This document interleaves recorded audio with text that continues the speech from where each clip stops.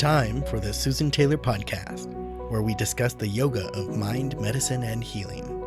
Author of Feeling Good Matters, Sexual Radiance, and the Vital Energy Program, Dr. Taylor imparts authentic knowledge and practical tools that inspire, educate, and empower us to be a healing force for positive change. So join us and take your life and our planet to the next level.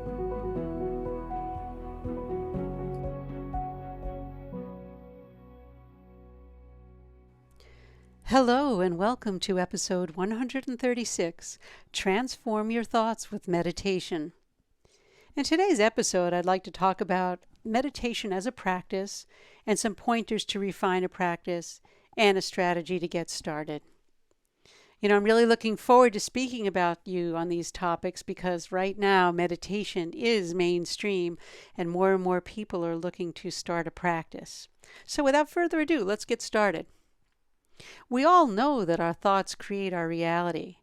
But how do we control our thoughts? People have asked me. They seem to just flood the mind without even knowing what's happening. And in fact, one thought builds into an entire story. Well, when we're relaxed to the core, as I like to say, we're able to slow the thought process down and not necessarily eliminate thoughts, but slow them down and not allow them to take us down memory lane to the never land. And how do we do this? How do we bring our mind back home? Well, the key is meditation. According to the great masters of the Himalayan tradition, they state that meditation is a process of purifying the mind and making it one-pointed, inward, and tranquil.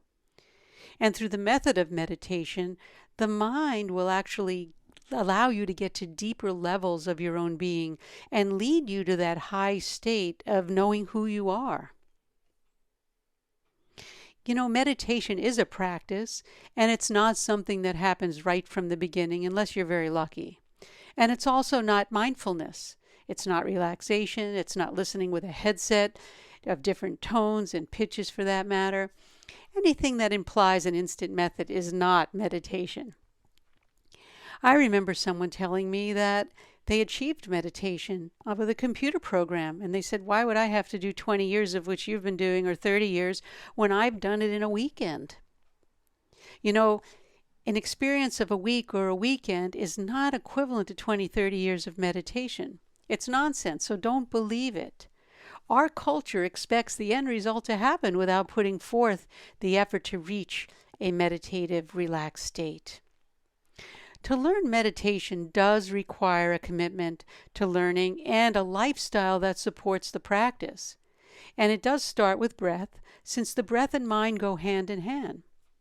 Mind follows breath, and breath follows mind. In fact, when you regulate your breath, you regulate the thought currency that travels through the mind. Breath awareness allows you to bring your mind back home. You choose to learn meditation from a tradition and a trained practitioner that focuses on having you really train your breath, and it's the gold standard. You will see results because that's the key to establishing a calm and tranquil mind. And without it, there'd be little to no progress. If we develop rules of the road, how are we going to get started? We'd say we want to pay attention to our breath. We also want to be vigilant when it comes to practice. That means same time each day. You don't want to say, well, today I'll do it, tomorrow I won't. It requires momentum to build a new groove in the mind. So you want to choose a clean and ventilated space, free of through traffic, telephones, internet, any kind of technology. You want to have a quiet place so that when you go there, the mind already gets programmed to come back home. It makes it so much easier. And don't expect immediate results. Ask yourself, how long did it take for you to learn how to read or even play an instrument? It didn't happen in one weekend. Don't let progress get sidetracked with imaginings of spiritual happenings. People that see things flying around, they want things to happen. Things just don't happen. Just allow things to just be. That's the key. If you find yourself saying, I don't have time to meditate, then stop and be aware that it's not your priority. If you find yourself saying that meditation is not easy, then you know what? You're off to a good start. We create excuses to feed what our ego wants to believe about who and what we are. Ego says, well, you're not doing too well today. Why don't you just get up? You're better off going and doing something else. Just keep in mind, it does take practice. It's not that easy. And this whole topic came from someone in the community that asked, hey, what's happening? My mind's getting flooded with thoughts. And that's why I really wanted to spend some time talking about this today. I like to talk about where science meets practice because that's the way I was taught, and I am trained as a scientist, because meditation is really a technique that needs to be taught in a scientific way, systematically, with precision. This is the way I was taught, and if you learn how to systematically practice meditation, it won't take much time for you to transform to vitality, provided you know the full technique. Many modern classes take one little aspect of an ancient practice and call it meditation, and that's not meditation. It's imperative that we have the science behind the practice so that you can have that full intention of, what you need to learn and why. The why is very important because it's so easy to get sidetracked and drop into practice, especially early on. We get so enthusiastic. And I like to use the word science not devoid of spirituality, because spirituality does incorporate science. I'm using science here as a systematic path, not as I need an experiment to see if we were going to have results. I'm talking about scientific practice, how it's done with a systematic formula. That's when I use the word science meets practice, in addition to what we find in science, of course. Here are some pointers to establishing and refining your meditation practice. First is to have a strong desire to meditate or become a meditator. Have extraordinary will and determination because, meditation does require that you have a disciplined mind, and that's not so easy. When you decide, make a commitment to sit each day and commit to yourself that you won't let anything get in the way, not even your thoughts. If you're not inclined to meditate, I would say don't meditate. If you want to meditate, learn to form a habit, because the habit weaves your character and personality. And if you really want to know who you are on a very deep level, meditation is the key to the door to show you that. And finally, just sit in meditation and don't try to see lights, images, colors, or anything that you think has to happen. Learn to sit still in complete darkness, follow your breath, and let the light arise within you on its own time. The time is here now that each and every one of us has to learn to meditate. We have to really do that because we have to ride these waves of our current society trends, the trends that are happening right now. We're coming to a more global, community-based mindset, which is wonderful. So let's all come to the same place with feelings of peace, happiness, positivity, and tranquility. Meditation as a therapy does give us access to the highest form of the healing force. If you remember in some of the early episodes that I did in the very, very beginning over 2 years ago, where I talked about the healing force leading to self-transformation.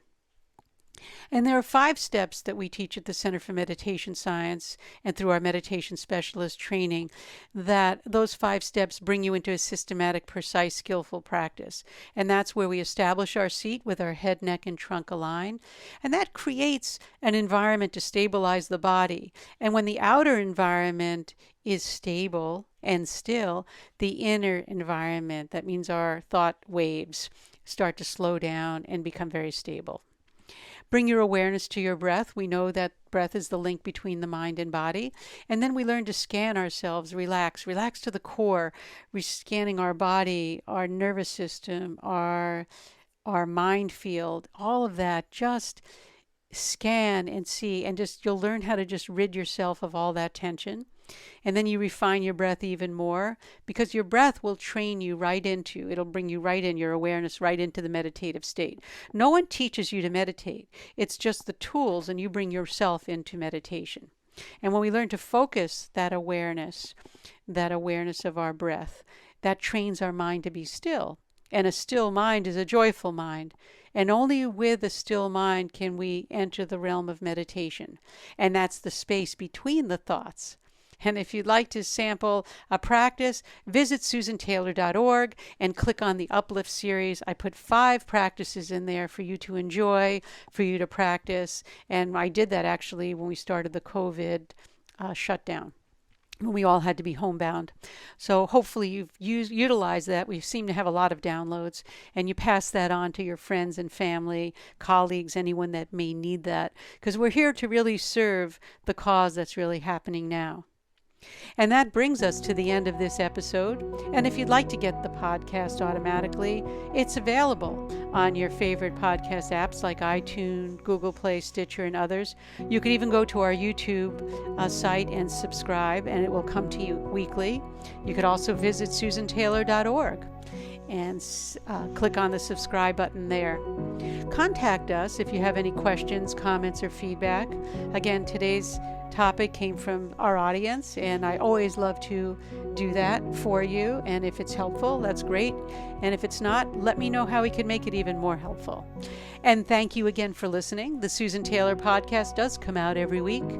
And again, questions, comments, something you might want to hear, contact us at susantaylor.org. And until next time, remain calm, consciously aware, living in the moment.